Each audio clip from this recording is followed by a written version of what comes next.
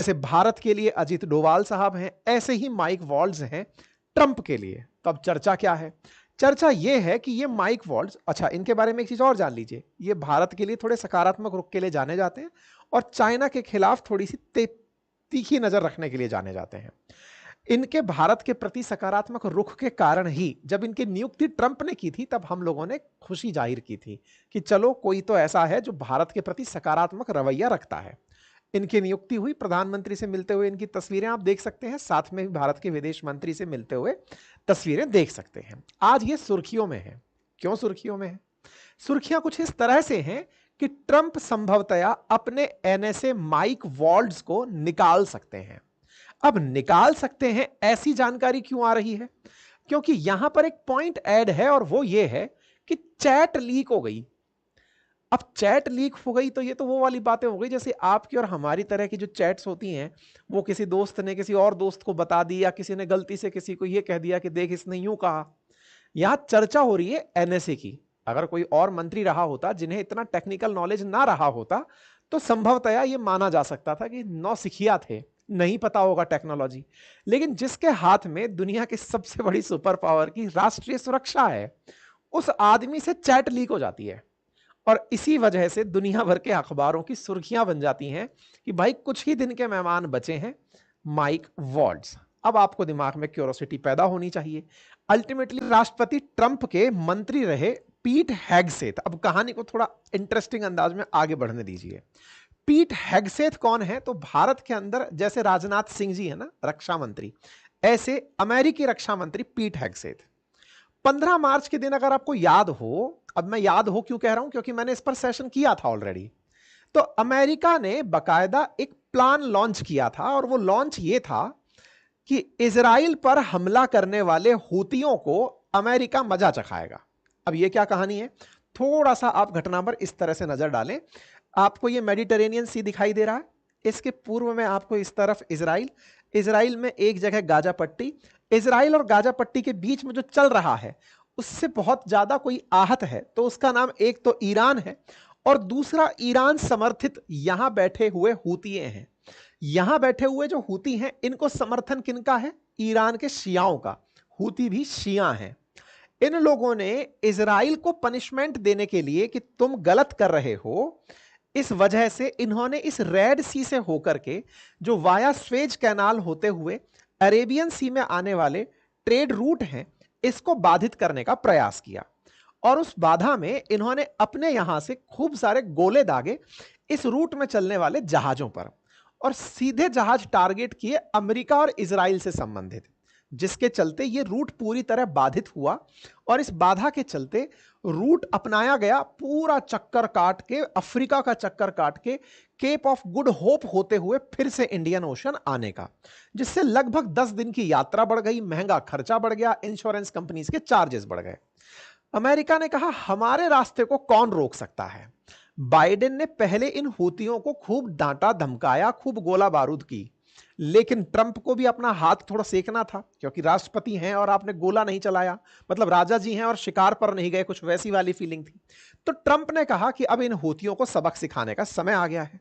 ऐसे में ट्रंप ने बकायदा इस स्ट्रेट ऑफ बाबे मंडल के पास हूतियों के जो ठिकाने थे, इनकी कैपिटल जो सना थी, वहां पर हमले की चेतावनी ट्रंप ने सार्वजनिक रूप से दी। कहा कि हमारी जो यूएस सेंट्रल कमांड है, अमेरिका ने पूरी दुनिया को बांटा हुआ है अलग अलग कमांड्स में, हमारी यूएस सेंट्रल कमांड जाकर इन हूतियों पर हमले करेगी, उन्हें टारगेट करेगी। बाकायदा इन्होंने हमले किए। 16 मार्च के दिन सुर्खी बनी। अब आप कह रहे हैं कि पुरानी खबर क्यों बता रहे हो? बस मजा इसी में ही है, बस आप थोड़ा सा और इंतजार कर लीजिए। 16 मार्च के दिन खबर छपती है, 15 मार्च की रात को ही आ जाती है कि 53 लोग अमेरिका ने यमन में मार डाले। चलो साहब, ये बात हमने भी अपने सेशन में आपके सामने की और हमने बताया कि ट्रंप ने किस तरह सबसे कहा कि अगर तुम लोग नहीं माने तो मैं नरक मचा दूंगा। ये हमने जानकारी अपने सेशन में दी थी, ये अपनी पाठशाला पर हमने सेशन किया था। चलो साहब, ये सारी बातें हो गई। टाइम पीरियड के हिसाब से चलें तो ट्रंप के ये ट्वीट 15 मार्च के रात के हैं, ट्रुथ पर डाले हुए इनके मैसेजेस हैं और यूएस सेंटकॉम यानी कि यूएस सेंट्रल कमांड ने 16 मार्च को बताया कि हमने किस तरह से पानी में जहाज खड़े करके बकायदा फाइटर जेट्स से यमन पर हमले किए। वाह वाही होने लगी कि वाह ट्रंप, वाह मजा कर दिया आपने, तो यमन पर गोले फोड़ दिए। कोई बात नहीं। इसकी बकायदा तस्वीरें व्हाइट हाउस ने भी जारी की, बिल्कुल वैसे ही जैसे हमारे देश में होती है कि हाँ भाई देखिए प्रधानमंत्री पूरी निगरानी रख रहे थे जिस समय कोई बड़ी कार्रवाई चल रही थी, वैसे ही व्हाइट हाउस ने भी तस्वीरें डाली कि देखो ट्रंप बिल्कुल नजर बनाए हुए थे जिस समय यमन पर हमला हो रहा था। तो ट्रंप की बकायदा व्हाइट हाउस ने तस्वीरें डाली। इन तस्वीरों के अंदर फिर से आपको माइक वॉल्स दिखाई दे सकते हैं, ये दिखाई दे सकते हैं, मार्को रूबियो दिखाई दे सकते हैं कि ये सब लोग एकदम चिंतित थे कि यमन पर हमला करने जा रहे हैं, क्या होगा। वन वे गेम था, मतलब पूरी तरह से वन साइडेड प्ले था, लेकिन फिर भी चेहरे सबके ऐसे कि मतलब फील आ जाए, चलो साहब ये सब हो गया, पिक्चरग्राफी फोटोग्राफी हो गया, बढ़िया पीआर का काम हो गया, वाह ट्रंप वाह हो गया। इस वाह ट्रंप वाह में ये व्यक्ति आपको माइक वॉल्स फिर से दिखाई दे जाते हैं और ये कहते हैं कि साहब कमाल कर दिया, क्या मारा है साहब आपने, गजब मारा है साहब। तो गजब मारा है करके ये मैसेज भी सर्कुलेट हो गया। अब लेकिन यहां से रायता फैलना शुरू होता है साहब। क्या? जैसे आप कई बार सुनते हैं ना कि भारत ने पाकिस्तान पर जब सर्जिकल स्ट्राइक की उस समय क्या हो रहा था। जैसे कई पॉडकास्ट के अंदर वो लोग आते हैं जो बताते हैं कि उस दिन किस तरह से प्लानिंग चल रही थी। कई रक्षा विशेषज्ञ आते हैं जो ये जानकारी देने के लिए आते हैं कि देखो उस दिन प्रधानमंत्री पूरी रात नहीं सोए थे, एनएसए पुराने पिछले वाले रास्ते से निकल कर गए थे, तमाम प्रकार की जो बातें होती है और हमको बड़ा इंटरेस्ट आता है कि अच्छा अच्छा जरा बताओ यार क्या चल रहा था उस समय, क्या हो रहा था। तो यहां पर भी कुछ वैसा ही था। यहां पर क्या हो रहा था ये बातें कोई व्यक्ति बहुत अच्छे से देख रहा था। मतलब अब कहानी में आता है ट्विस्ट। ट्विस्ट यूं है जैसे आप और हम व्हाट्सएप पर चैट करते हैं, व्हाट्सएप टेलीग्राम हमारे मैसेजिंग एप्स के रूप में आजकल यूज किए जाने वाले बहुत यूज टू मैसेंजर एप्स हैं। इसी तरह अमेरिका में एक ऐप है जिसका नाम है सिग्नल। भारत में भी कई लोग सिक्योर चैट करने के लिए सिग्नल का उपयोग करते हैं। ऐसे ही अमेरिका का ये जो एप्लीकेशन है सिग्नल, जो कि एक तरह से नॉन प्रॉफिट ऑर्गेनाइजेशन द्वारा बनाया ऐप है, जिसका उद्देश्य है कि इसको सीक्रेटली यूज करो, कोई लाभ नहीं कमाने वाला है। मतलब ऐसा नहीं है कि व्हाट्सएप या टेलीग्राम की तरह पैसे मांगने लगेगा 2 दिन बाद। एनक्रिप्टेड मैसेजेस के लिए ये यूज किया जाने वाला ऐप है। बकायदा व्हाट्सएप की तरह ही इस पर ग्रुप भी बनते हैं। मैं आज आपको इतना जो प्रचार कर रहा हूं इसका सिग्नल ने मुझे कोई पैसा नहीं दिया है और ना ही मैं इसका प्रमोशन कर रहा हूं, है ना। बस मैं ये बता रहा हूं कि अमेरिका में सिग्नल ऐप पर कुछ क्रांति आई। क्या हुआ?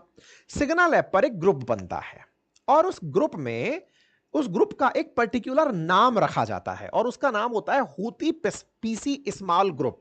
ये बिल्कुल वैसे ही है जैसे कि 8-10 ग्रुप आप भी किसी ना किसी ग्रुप में संभवतः व्हाट्सएप पर जुड़े हों। हम जैसे लोग जो छोटी मोटी टीम लेकर काम कर रहे होते हैं, हमारे भी अपने अपने ग्रुप होते हैं, editor team, content team, SEO team, तमाम प्रकार के ग्रुप्स होते हैं। ऐसे ही इनके यहां पर भाई अमेरिकी प्रशासन है। अमेरिकी प्रशासन ने कोई बड़ा काम टारगेट किया है। काम क्या है? हूतियों पर हमला करना है। इसके लिए एक स्मॉल ग्रुप बनाया गया, बिल्कुल किचन कैबिनेट टाइप से जी, वैसे एक ग्रुप बनाया गया और इस ग्रुप में एक आदमी को जोड़ दिया गया। और वो आदमी कौन था? वो था जेफरी गोल्डबर्ग। अब ये जेफरी गोल्डबर्ग कौन है? भाई साहब एक अखबार है जिसका नाम है द एटलांटिस। ये बिल्कुल वैसे ही है जैसे अपने देश में इंडिया टुडे पकड़ लो। भारत के अंदर मैगजीन के नाम पर अगर और 2-4 मैगजीन के नाम पता हो, अखबारों के नाम पता हो, उनका कोई एडिटर इन चीफ, वो एडिटर इन चीफ भी इस ग्रुप में जोड़ दिया गया। अब इंटरेस्टिंग बात तो यूं है, देखो सामान्यतया इस तरह की बातें लीक भी करवाई जाती हैं इसलिए ताकि थोड़ा पीआर का एक और लेवल अप हो जाए, ताकि यह लगे कि सीधा पत्रकार लाइव अपडेट दे रहा है। जैसे कारगिल युद्ध के समय जिन लोगों ने लाइव कवरेज दिए थे आज वो बढ़िया पत्रकार कहलाते हैं कि साहब हम बिल्कुल ऑन फील्ड थे, हम देख रहे थे। अमेरिका में संभवतया एक नवाचार हुआ हो, आप फिलहाल के लिए यही सोच रहे हो, लेकिन वास्तविकता में यह नवाचार नहीं था। वास्तविकता में अमेरिका की सरकार के टॉप ऑफिशियल्स एक ग्रुप के अंदर जुड़े थे और उस ग्रुप में गलती से एटलांटिस के जो एडिटर इन चीफ हैं जिनका नाम जेफरी गोल्डबर्ग है उन्हें जोड़ दिया गया। अब ये जो शब्द बोला ना मैंने गलती से, ये बड़ा भारी शब्द है। ऐसा मैं क्यों बोल रहा हूं? क्योंकि ये जो ग्रुप बनाया था ये बनाया था रक्षा मंत्री ने, अमेरिकी रक्षा मंत्री ने, और इस ग्रुप में इन्हें जोड़ने वाला जो व्यक्ति था वो खुद माइक वॉल्स था, यानी अमेरिका का एनएसए था। इसका मतलब यह हुआ कि क्या अमेरिकी एनएसए ने एडिटर इन चीफ के माध्यम से प्रचार तंत्र का बढ़िया इंतजाम कर लिया था क्या कि सब एकदम छनी छनाई खबर दूंगा, एकदम रॉ एंड रियल खबर आएंगी, आप सीधा छाप देना? नहीं। ऐसा क्यों? क्योंकि एटलांटिस जो इनका न्यूज चैनल है, ये जो अखबार है, ये ट्रंप विरोधी माना जाता है, ये फार लेफ्ट है। ये एक तरह से समझो कि ट्रंप अगर दाएं चलेंगे तो एकदम लेफ्ट में मार्च मास्ट करते हुए निकलेगा। तो ऐसे में ये पूरी तरह से एटलांटिस जो है ना, इस अखबार के एडिटर इन चीफ का जुड़ना ये केवल एक संयोग ही कहा जा सकता है। माइक वॉल्स के फोन में नंबर रहा होगा, पता नहीं उसने क्या सोचकर इसे जोड़ दिया। इस ग्रुप में कुल मिलाकर 18 लोग थे। इंटरेस्टिंग है साहब, इस ग्रुप में जो 18 लोग थे उसमें विदेश मंत्री, रक्षा मंत्री, यूएस के सेंटकॉम के हेड, अमेरिका के वाइस प्रेसिडेंट जेडी वेंस और भाई साहब ये खुद माइक वॉल्स जैसे बड़े लोग इसमें जुड़े थे। और ट्रंप की तरफ से व्हाइट हाउस के डेप्यूटी चीफ इसके अंदर जुड़े हुए थे। और भाई साहब यहां पर जब हमले हो रहे हैं, उस हमले से पहले ही 15 तारीख से पहले ही इस ग्रुप के ऊपर चैट चलना शुरू होती है। और चैट इस तरह से कि हम लोग यमन में क्या करने जा रहे हैं, यह सुर्खी इस ग्रुप पर डल रही होती है। अब आप सोचो, आप लाइव कवरेज के लिए तैयार हो, इस ग्रुप में जो भी है, आपके पास दो तरह की प्रतिक्रियाएं अपेक्षित हैं। पहला, या तो आपके दिमाग में यह थॉट आए कि यार ये ग्रुप फर्जी लग रहा है भाई, यकीन ही नहीं हो रहा कि ये लोग और मैं इस ग्रुप में ना, डाउटफुल मामला है। एक तो ये थॉट हो सकती है। या फिर ये थॉट हो सकती है कि यार अगर ये लोग फर्जी नहीं है और रियल हैं तो ये इतने बेवकूफ कैसे हो सकते हैं कि इन्हें ये नहीं पता कि ग्रुप में कौन कौन है। दूसरा सवाल, और जो पत्रकार ने अपनी बातें कही, क्योंकि वो महाशय थे तो भाई साहब उनका तो जीवन सेट हो गया, अब तो मतलब स्टार हो गए। जेफरी गोल्डबर्ग ने बकायदा इसके ऊपर अपना कल अखबार में पूरा खत छाप दिया, बकायदा बढ़िया बढ़िया स्क्रीनशॉट लेके कि सुनो मैं एक ऐसे ग्रुप में था जिसमें इस तरह की चर्चाएं होती थी, यहां पर ये व्यक्ति बोला, यहां पर ये व्यक्ति बोला, पूरा खोल के रख दिया साहब। और इसने हेडलाइन डाली अपने उसमें, the Trump administration accidentally text me it's war plans. इन्होंने अपने युद्ध के जो प्लान हैं ये दुर्घटनावश मेरे साथ साझा कर दिए। और भाई साहब इसने बकायदा उन वार प्लान्स को यों की यों मैच करा करा के बताया कि देखो, एक बार के लिए तो मुझे लगा कि ये कोई फर्जी एआई जनरेटेड चैटबॉट काम कर रहा है, मुझे किसी ने जबरन इसमें जोड़ दिया है। इसकी पूरी जो घटना है वो मैं बताऊंगा, पत्रकार ने जो इस पूरी घटना को लिखा है वो भी अपन चर्चा में लाएंगे उसको। तो भाई साहब ऐसे में बड़ा सवाल यह बना कि जो ये रक्षा मंत्री महोदय हैं, इन्होंने जो प्लान डाले वो प्लान्स यहां पर जेफरी गोल्डबर्ग ने इस घटना के पूरे होने के बाद में अखबार में छापे, यानी कल 24 मार्च के दिन। घटना को बीते 10 दिन हो चुके हैं।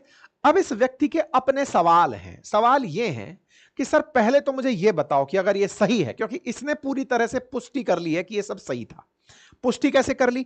यह मैच कर रहा था कि इधर हो रहा है कि हम गोला दागने जा रहे हैं, उधर गोला दग गया। तो यार ये तो लाइव कमेंट्री चल रही है, मतलब ये चीज तो ऐसी है कि कल को ये हमास के हुतियों को फोन, उन हुतियों को फोन करके कहते सुनो बम आ रहा है, साइड में हो जाओ, साइड में हो जाओ। ये तो वैसी वाली सीक्रेट जानकारी है जो बाहर आ गई। अच्छा, दूसरा आपसे बड़ा सवाल यह पूछा जा रहा है ट्रंप प्रशासन के लोगों कि यार ये कौन सा तरीका हो गया जब आप लोग सिग्नल ऐप पर बात कर रहे हो, मतलब ये तो यार दोस्त ग्रुप पे चैट करते हैं। अमेरिका जैसा देश जहां पर इतनी हाई सीक्रेसी की वैल्यू है, इतने ज्यादा सोफिस्टिकेटेड तरीके से कॉन्फिडेंशियल डेटा को रखा जाता है, आप उस समय पर ऐसी चर्चाएं कर रहे हो। और उन चर्चाओं को आप अगर ऐसे कर रहे हो तो क्या अमेरिका सुरक्षित हाथों में है? इस आदमी का तो एजेंडा बिल्कुल यही बताना ही था कि देख लो साहब ये तो गड़बड़ मामला है, इन लोगों को यही नहीं पता है कि अमेरिका की सुरक्षा के मायने क्या हैं। तो भाई साहब इसने बकायदा पूरा अखबार छापा और उस अखबार के अंदर इसने सारी जानकारी लिखी और बताया कि इसके साथ क्या हुआ। इसने बताया कि 11 मार्च का दिन था और उस समय मुझे एक कनेक्शन रिक्वेस्ट आती है सिग्नल की। जिस आदमी को मैं जानता था उसका नाम माइकल वॉल्ड्स था। एक बार के लिए तो मुझे लगा कि कोई और व्यक्ति माइकल वॉल्ड्स के नाम से होगा, लेकिन मैं इसे पहचानता था, ये एनएसए है। इसके तरफ से मेरे पास एक कनेक्शन रिक्वेस्ट आई कि भाई साहब इस ग्रुप को ज्वाइन कर लो। जैसे कई बार आप लोग दूसरे को ग्रुप ज्वाइन कराने के लिए लिंक भेजते हो, इनवाइट ऑनली, कि भाई साहब आप इस ग्रुप में आ जाइए।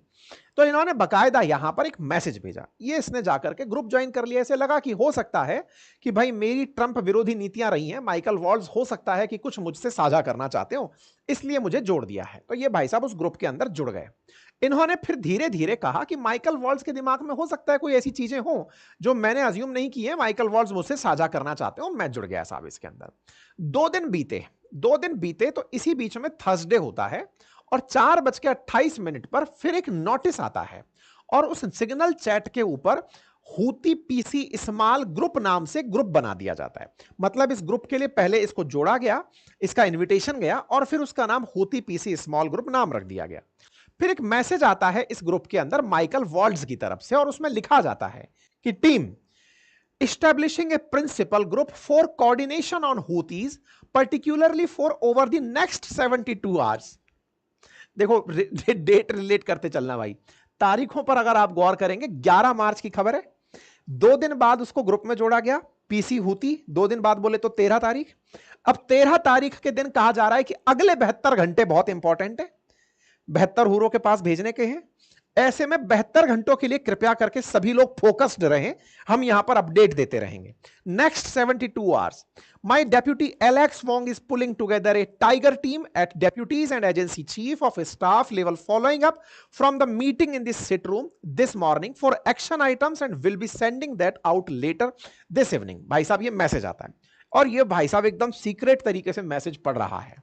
मैसेज पढ़ता है, मैसेज में आगे लिखा आता है please provide the best staff POC from your team point of contact, यानी कि अपनी टीम में से आप उन लोगों को यहां जोड़ दें जो इस ग्रुप पर रिप्लाई कर सकें। पता चले कि आपको समय नहीं मिला, मंत्री महोदय को या वीसी को या वाइस प्रेसिडेंट को समय नहीं मिला, तो आप अपने बेस्ट आदमी को डोल दें ताकि यहां से आने वाले कुछ दिनों में हम बढ़िया से कनेक्ट कर सकें। ऐसा होता है जनरली बड़े लोगों के पास, अगर मान लो कि प्रधानमंत्री को आपने ग्रुप में जोड़ दिया तो प्रधानमंत्री तो मोबाइल ही नहीं लेते हैं हाथ में, तो उन तक सूचना कैसे पहुंचेगी? तो मोबाइल के नाम पर प्रधानमंत्री अपना मोबाइल भी अपने एक विश्वस्त आदमी को पकड़ा देते हैं और उस विश्वस्त आदमी की जिम्मेदारी होती है कि वो ग्रुप में चल रही सारी चीजें सुनता और देखता रहेगा और वो टू द पॉइंट जाके कान में बताएगा कि सर जी इस बारे में क्या करना है आप बता दीजिए। तो बोले अपना अपना आदमी जोड़ दो। इस आदमी की क्यूरोसिटी और बढ़ गई कि यार गजब चल रहा है। ऐसे में भाई ये चीज धीरे धीरे और आगे बढ़ने लगती है, सीनियर मोस्ट ऑफिशियल्स इस ग्रुप में जुड़ने लगते हैं। ये चुपचाप बैठ करके उन सबको देख रहा होता है कि सब कुछ यहां पर जो हो रहा है वो मेरे लिए किसी मजाक से कम नहीं है। क्यों? इस आदमी ने अपनी थॉट में लिखा कि मेरे को एक पल के लिए तो ये लगा कि आर्टिफिशियल इंटेलिजेंस इतना कितना इंटेलिजेंट हो गया कि ये इस लेवल की बातें कर रहा है, चीफ लेवल पर, यानी कि डिफेंस सीक्रेट्स की जिस तरह की बात कर रहा है। अगर ये कोई फर्जी ग्रुप है और उसमें इतनी अल्टीमेट बातें चल रही हैं तो देश वाकई में चिंतित होना चाहिए कि ग्रुप पर इस तरह की चर्चाएं भी हो जाती। ये व्यक्ति आउट ऑफ क्यूरोसिटी यहां पर बैठा रहता है। इसी बीच में फिर यहां पर मतलब रिप्लाई आने शुरू होते हैं और जब रिप्लाई आने शुरू होते हैं तो यहां पर मार्को रूबियो का रिप्लाई आता है। यहां का मार्क रूबियो जो यहाँ के विदेश मंत्री हैं उनका रिप्लाई आता है। थोड़ी देर बाद यहां पर जेडी वेंस का रिप्लाई आता है। धीरे धीरे यहां पर जितने भी टॉप ऑफिशियल्स हैं उनके रिप्लाई ग्रुप पे आने लगते हैं। इस रिप्लाई के अंदर ये व्यक्ति और भी बैठ करके अब इस बात के इंतजार में है कि अरे कोई तो पहचान लो कि मैं इस ग्रुप में हूं। कोई नहीं पहचान रहा है। हूती पीसी स्मॉल ग्रुप के अंदर अच्छा ना पहचानने की एक बड़ी वजह हो सकती है क्योंकि इसने सबसे यह कहा था कि अपना एक एक आदमी इस ग्रुप में डाल दो। तो किसी ने सोचा होगा कि किसी ने किसी को डाल दिया, आप कौन जान रहा है किसका नंबर किसके पास है। भाई इसने बकायदा जेडी वेंस का तो प्रॉपर तरीके से स्क्रीनशॉट तक शामिल कर दिया, बकायदा अपने रक्षा मंत्री का स्क्रीनशॉट शामिल कर दिया कि देखो ये लोग कैसी बातें कर रहे हैं। हालांकि ये सब 24 तारीख को किया जब ये सारी घटनाएं हो चुकी हैं। आपके दिमाग में एक सवाल आ सकता है कि सर इसने तो बकायदा सारा की सारा सीक्रेसी लीक कर दी, इस पर तो पत्रकार महोदय के खिलाफ कार्रवाई होनी चाहिए। अरे वो तो चाहता ही है कि कार्रवाई करो। क्यों? क्योंकि तुम कार्रवाई करोगे इसका मतलब तुम ये स्वीकार करोगे कि तुम सिग्नल पर बतिया रहे थे।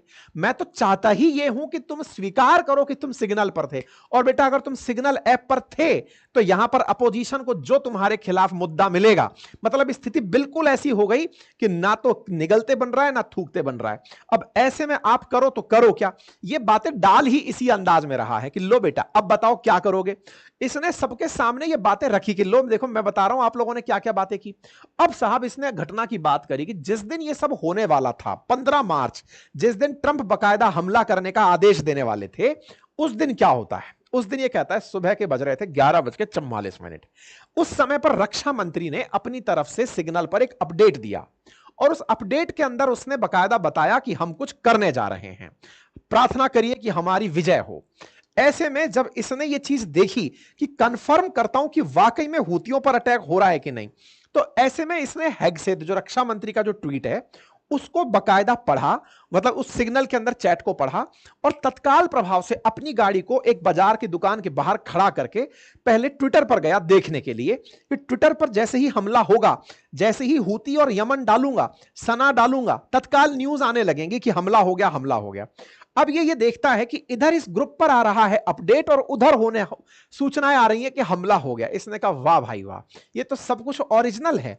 ये बता रहा है कि मिनटों के हिसाब से मैं ग्रुपों में चेक करके देख रहा हूं कि ये तो अमेजिंग जॉब जैसी चीजें आनी शुरू हो गई हैं कि मजा आ गया, एक गुड स्टार्ट, यहां पर गुड जॉब पीट and your team, great work and effect, बोले इस तरह के मैसेजेस आने लगे। लोग बकायदा इस तरह से माइकल वॉल्ट्ज बकायदा आग फेंक रहे हैं बढ़िया तरह से, मतलब लोग यहां पर जश्न मना रहे हैं ग्रुप पर। इसका बकायदा हमने सेशन किया था आपको बताते हुए कि देखो क्या क्या घटना घटी। इस भाई ने सारी की सारी बातें इस एटलांटिस में लिख दी। अब आप बताइए इनके साथ क्या किया जाए, छोड़ दिया जाए या मार दिया जाए? चर्चा क्यों हो रही है? क्योंकि अमेरिका जैसे देश की अगर जानकारी इस तरह से लीक हो रही हो तो यह अपने आप में बहुत शर्म की बात है, नंबर एक। लेकिन अमेरिका इस बात को स्वीकार कर ले कि हां हम ही थे, तब तो भाई साहब इंसल्ट का कारण बनेंगे। अगर स्वीकार नहीं करे तो वो आदमी सारे तथ्य दिखा ही रहा है, वो आदमी सुरक्षित बैठा है कि तुम मेरा कुछ बिगाड़ नहीं सकते। खैर कोई बात नहीं साहब, इनके बारे में जान लीजिए। माइकल वॉल्ट्ज जो हैं, जो कि इस समय एनएसए, कभी कर्नल रहे, इनका पूरा खानदान बाकायदा सेना में रहा है और सेना के प्रति बड़े वफादार रहे हैं। रक्षा मंत्री से पूछा जा रहा है, रक्षा मंत्री कह रहे हैं ऐसा कुछ नहीं है। पत्रकार लोग जो बाकी बैठे हुए हैं वो बढ़िया तरीके से ट्रोल किए पड़े हैं साहब कि ट्रंप प्रशासन कितनी बड़ी बेवकूफियां कर सकता है। लोग अपने तरीके से इसके आनंद ले रहे हैं। इसी बीच में अखबार छपती है, न्यूज छपती है कि ट्रंप ने सोचा है, ये आज ही की खबर है, कि वो अपने एनएसए वॉल्ट्ज को हटा सकते हैं। ये बात उनसे बकायदा रिपोर्टर्स ने पूछी कि सर बात को मतलब इस तरह का अंदाज लग रहा है कि आप उस व्यक्ति को हटा देंगे। ट्रंप से बकायदा एक पत्रकार ने पूछा, सर बताइए कि क्या आप अपने एनएसए को हटाएंगे? तो इस पर ट्रंप बोलते हैं, कौन अटलांटिक? मैं किसी अटलांटिक को नहीं जानता। इनका जो अंदाज था इग्नोरेंस का, मतलब ये बड़े वाले नेता हैं, ये इस तरह से इग्नोर मारे कि मैं तो कोई अखबार जानता ही नहीं हूं कि ये कौन सा है। अच्छा कुछ ऐसा हुआ है तो देख लेंगे, ऐसे वैसे हम लोगों ने जो किया हूतियों पे वो तो आप सबने देखा ही होगा। और ये कहते ट्रंप यहां से निकल लिए।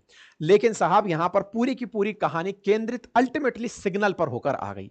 सिग्नल पर जो जानकारी चल रही है उससे फिर और भी चर्चाएं मार्केट में तैरने लगी, और वो ये कि दुनिया भर के जो टॉप डिफेंस ऑफिशियल्स हैं वो भी अपनी सीक्रेट चैट्स के लिए सिग्नल का उपयोग कर रहे हैं। सोचिए अगर हैकर्स ने कभी इस सिग्नल को ही हैक कर लिया और सिग्नल ही पकड़ लिया तो दुनिया के कैसे कैसे राज खुलकर बाहर आ जाएंगे।